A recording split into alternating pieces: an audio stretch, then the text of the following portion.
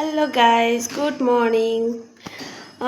আমি আজকে সকালবেলা ঘুম থেকে উঠে জাস্ট ওই ঘর থেকে এই ঘরে এসে বসে আছি। তারপরে মানে নড়তেও পাচ্ছি না, কিচ্ছু না। কারণ আমার পাটা দেখো কি অবস্থা, কেন যে এরকম ফুলে যাচ্ছে এই জায়গাটা, কিছু বুঝতে পারছি না। আর কি ব্যথা যে, সে আর বলার মতো না। কী জন্য হয়েছে আমি বুঝতে পারছি না।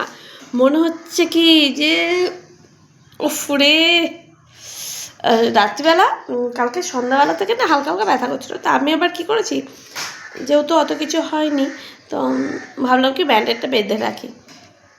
তারপরে ভাবলাম না ঠিক আছে, তো কিছু না।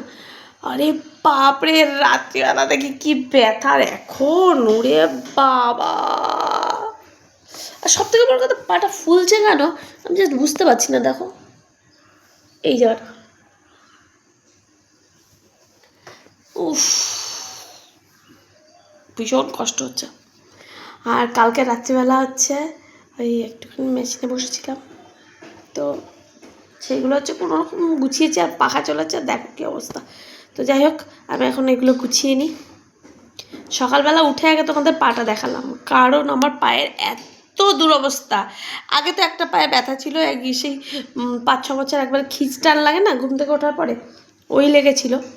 তারপরে কন্টিনিউ ব্যথা ছিল। আর এখন মানে কালকে যেটা হয়েছে সেটা কোনো কারণ ছাড়া, বিনা কারণে হয়েছে।